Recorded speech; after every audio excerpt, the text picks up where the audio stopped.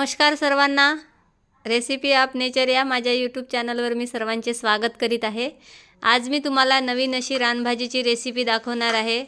बघा ही कोणती रानभाजी आहे तर ही रानभाजी आहे मोहरीच्या पानाची रानभाजी। या मोहरीच्या पानाची रानभाजी ही खूप सुंदर लागते आणि शरीरासाठी खूप पौष्टिक आहे।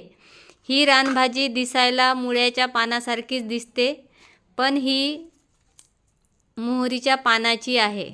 हिवाळा सुरू झाला की शेतामध्ये ही मोहरीची पिके घेतली जातात आणि त्यामध्ये ही भाजी खूप सुंदर उगवते आणि बाजारात सुद्धा हिवाळ्यामध्ये विकायला येते। त्यामुळे सर्वांनी ही रानभाजी विकत आणा आणि मी आज तुम्हाला त्याची भाजी कशी बनवायची त्याचा व्हिडिओ दाखवते।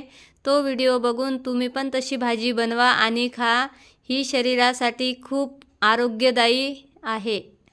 मोहरीच्या पानामध्ये अनेक औषधी गुणधर्म आहेत। या भाजीमध्ये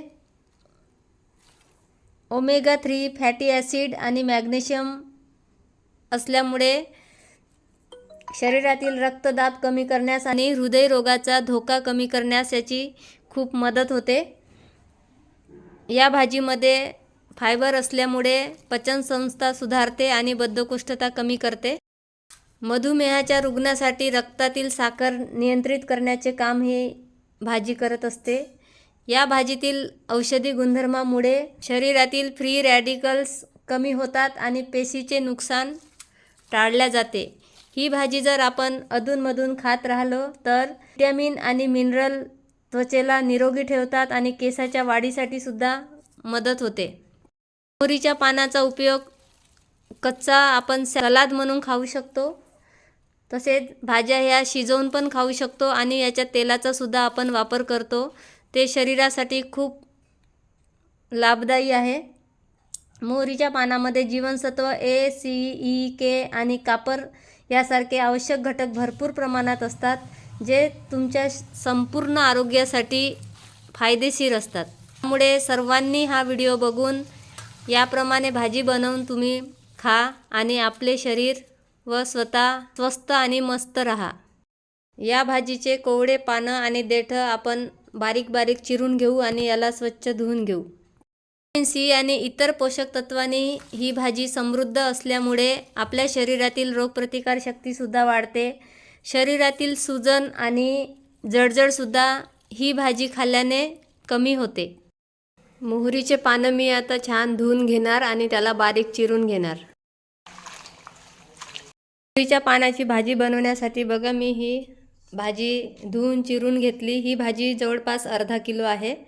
त्याकरिता मी एवढा शेंगदाण्याचा कूट, शेंगदाणे भाजून बारीक करून घेतला, एवढं लसूण बारीक करून घेतलं, एवढे 2 कांदे बारीक चिरून घेतले आणि एवढी ओली मिरची। आता हे बघा कढईमध्ये तेल गरम झालेलं आहे। त्यामध्ये मी आता अर्धा चमचा जिरे घालत आहे। छान तडतडले आहे। यामध्ये मी आता लसूण घालत आहे। लसूण छान लालसर झालेला आहे। यामध्ये मी आता ओली मिरची घालत आहे। ही मिरची थोडी कमी तिखट आहे म्हणून मी थोडी जास्त घातलेली आहे। मोहरीच्या भाजीला जास्त जर हिरव्या मिरच्या घातल्या तर चव चांगली लागते। मिरची आता परतल्यानंतर मी यामध्ये कांदे घालत आहे। कांदा मिरची आता छान परतली आहे। यामध्ये मी थोडंसं लाल तिखट घालत आहे। आता मीठ घालत आहे। तिखट, मीठ, मिरची सर्व मिश्रण एकजीव झालेलं आहे। यामध्ये मी आता भाजी घालत आहे। आता ही भाजी छान मिक्स झालेली आहे। आता मी याच्यावर झाकण ठेवून 5 मिनिट शिजवून घेणार। आपण 5 मिनिट झाल्यावर ही भाजी कशी झाली तर ही बघा आता छान शिजलेली आहे ही भाजी। यामध्ये आपण हे शेंगदाण्याचा कूट घालू, परत याला 5 मिनिट शिजवून घेऊ। बघू आपण आता 5 मिनिट झाल्यावर ही भाजी कशी झाली आहे तर ही भाजी आता छान शिजलेली आहे। ही भाजी आता खायसाठी तयार झालेली आहे।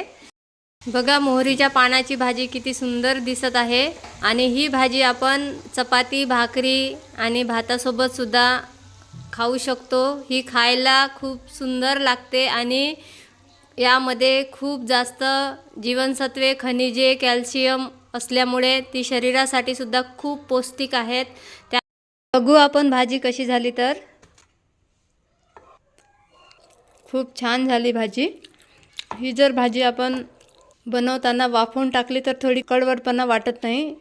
त्यामुळे सर्वांनी हा व्हिडिओ बघून याप्रमाणे तुम्ही मोहरीच्या पानाची भाजी बनवून खा. व माझा व्हिडिओ तुम्हाला आवडला तर माझ्या चॅनलला लाईक, सबस्क्राईब व शेअर करा. धन्यवाद.